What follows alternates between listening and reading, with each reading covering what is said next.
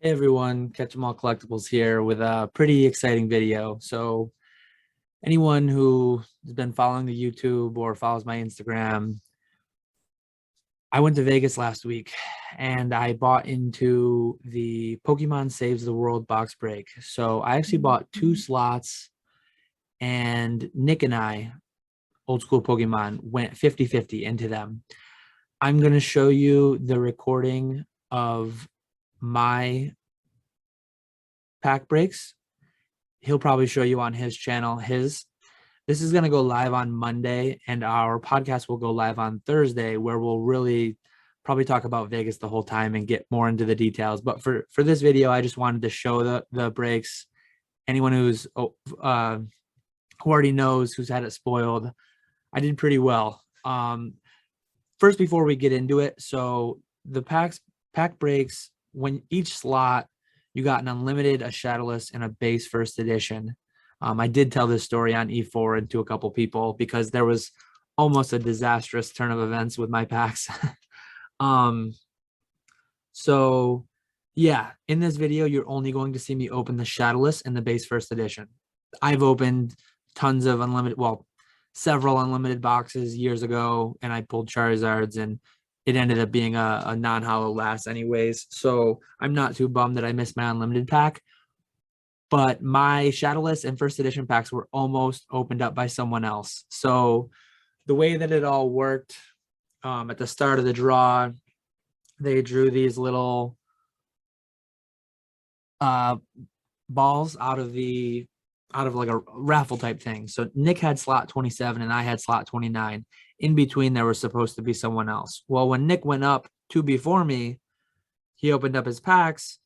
My second set of packs were right there. They handed them off to, I believe it was the Dogecoin Millionaire opened up my unlimited pack, and then Pokeju was about to open up my Shadowless pack. But I saw what was happening. I saw my name was cut off the board too early, so I kind of like jumped in. Hey, those are my packs. I've got to get up there to open them. Those guys are supposed to get the next ones. So kind of a long story short, I kind of already gave you the long story, but my packs were almost opened by someone else. It would have been a real bummer I mean, get good cards would have been great, but like to not be able to experience opening them myself, that would have been a real big bummer. So anyways, talked long enough. If I remember, I'll put a timestamp in so people can skip right to the opening, but let's just go through the opening. I'll commentate a little bit, but I'll try to limit it.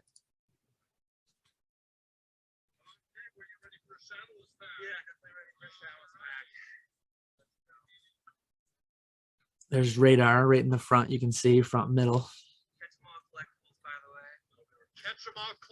I showed my business card to the camera, but I didn't realize it wasn't live to the stream.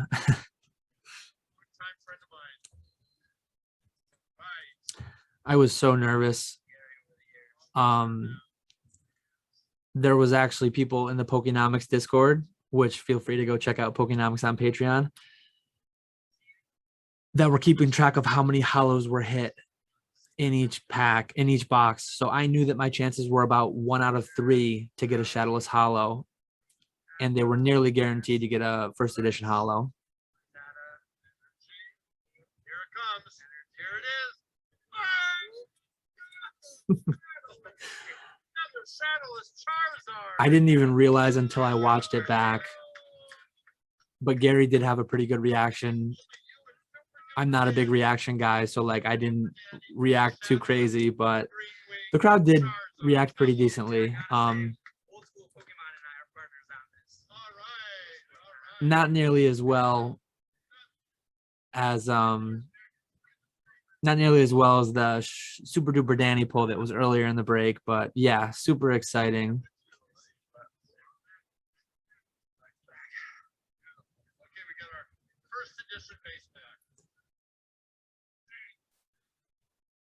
The lights were so bright and it was getting dark outside. It was hard to see into the crowd. I tried looking for some people's reactions, but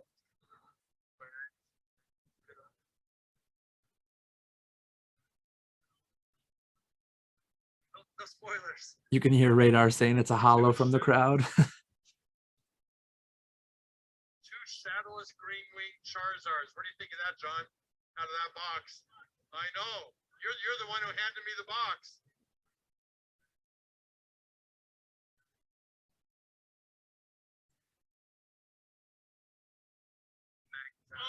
You could actually see I slid the Rattata a little bit before I got to the final reveal. You could see the evolution box and the yellow border. You could see that it was Magneton. But yeah, to go 2 out of 3 in Vegas on my pack breaks was just crazy. I mean, statistically speaking, hollows are 1 in 3, so I had an unlimited Shadowless and first edition pack. Statistically speaking, you kind of should get 1 hollow, but to get 2 and then to get them in like the correct packs, to get them in the Shadowless and the first edition packs was just crazy. I did pull up some other tabs. So yeah, over the past several months, I've been buying into some whatnot streams here and there, and I've had absurd pack luck. It's hard to tell, but that's a hollow Gyarados, non-hollow Hypno. So this whatnot stream that I did of John's Pokemon Radar, I hit 1 out of 2 hollows. This stream I'll never forget. So the way whatnot works is you buy packs. You buy packs like live auction as they go. This box that John was opening was something like 10 packs dry. Zach Gemmit Pokemon was actually in the stream as well. So 10 packs dry. I knew hollows were due. I didn't buy 3 right in a row, but I bought 3 of the next several, and I went 3 for 3. It was crazy.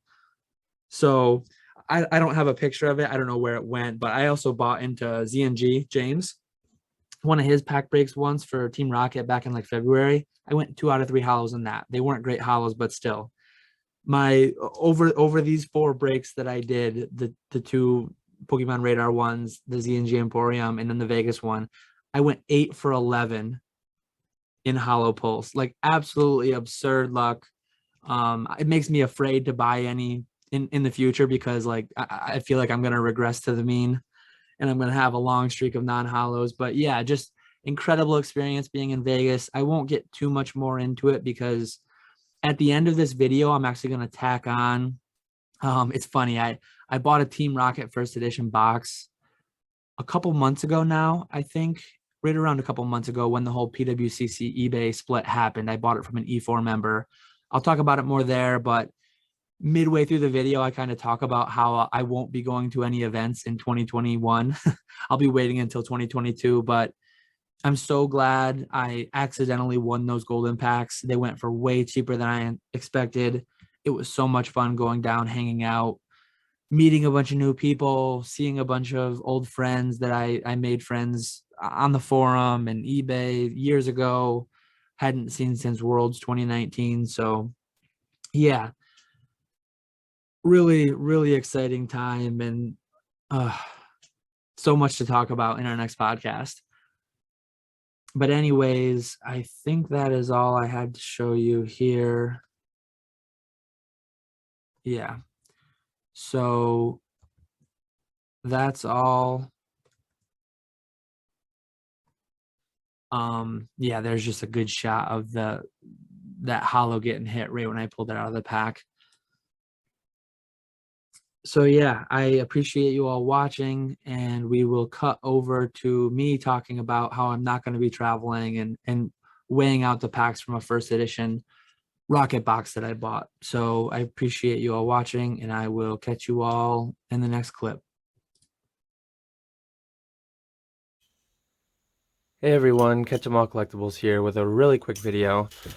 So one thing that kind of happened with the PWCC eBay split is that some amount of people who were kind of counting on the August and September auction blocks because they needed to raise money for whatever it may be, they really got put in a bad spot. So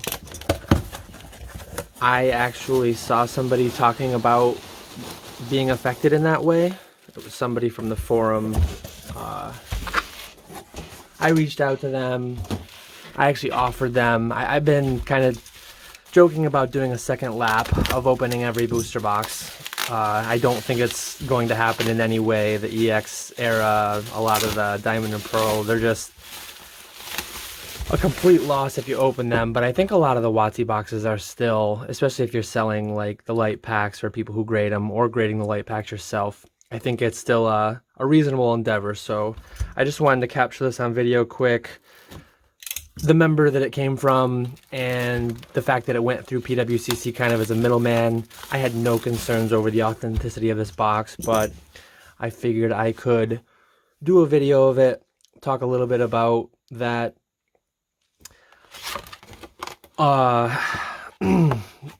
That kind of angle with the whole PWCC thing. I think a lot of people talked about so many different things between PWCC and eBay, but didn't really consider like the effects that it might have had on people who got stuck. Like me, I sell a bunch through PWCC, but I do it more as a business.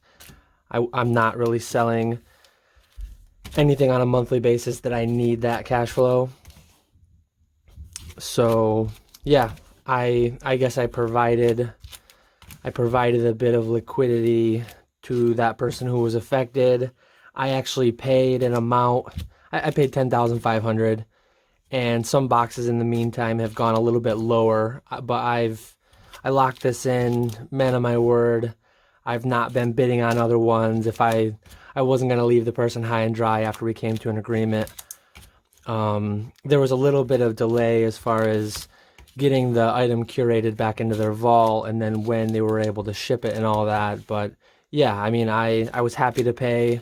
I'd been looking for a box for around 10,000 and I was happy to pay 10,500 at the time. Still happy to pay it. My strategy with this is going to be, I think I need a personal art set, so I'm going to keep a personal art set raw, and then I'm going to grade a few art sets, and I'm actually going to keep, right now at the end of this video, I'll probably just open one heavy pack just to get a little bit of content there for you. And I guess, again, to just further, no concerns here authenticity wise, but just to further like concrete confirm that this is 100% legitimate box. But yeah, I'm probably going to hang on to several heavy packs for the future. One thing I've been kind of doing over the past several months, maybe even a little over a year, I've been trying to stockpile, both for myself, for eBay openings, whatever, but I'm trying to stockpile heavy packs, hollow packs, like Japanese base set, starter decks that guarantee a hollow, Japanese rockets that guarantee a hollow, anything that basically guarantees a hollow, because I think that those do great at live events. So I'm not going to any live events the rest of this year, but pretty bad line down that one, like a roller line or whatever. So just down the Ekans, not down the Abra. But I do intend, Charmander, love to see that. I do intend to go to events. Oh, I got a non-hollow rare from one of my heavier packs. So I do intend to start traveling to events again in 2022. And I just love the idea of personally opening some heavy packs.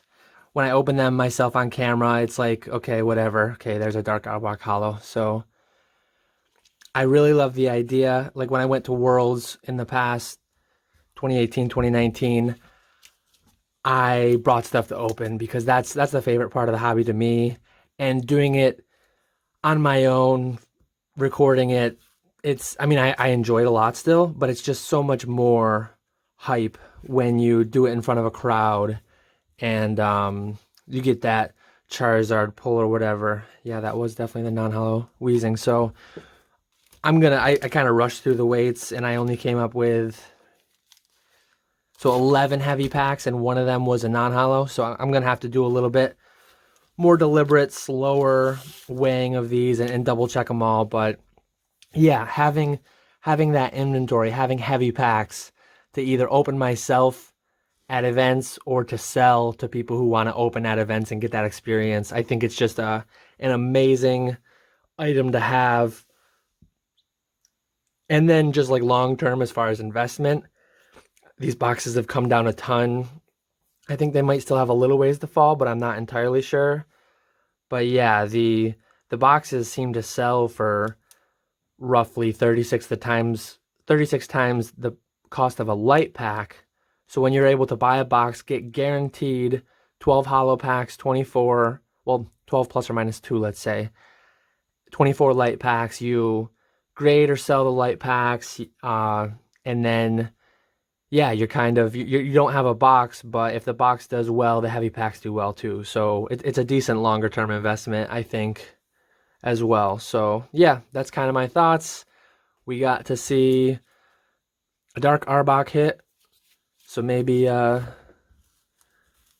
guess statistically speaking, not really, but potentially you could think that as packs get opened and say Charizards don't get pulled, people tend to think, even though it's probably not entirely true, but people tend to think, okay, my odds of getting a Blastoise, a Dark Dragonite just went up because the hollow wasn't pulled. That hollow wasn't pulled. But yeah, that's enough rambling. That's all I wanted to do today. I know that the box is good. I'm going to send the wire transfer over to the seller now, and I will catch you all later.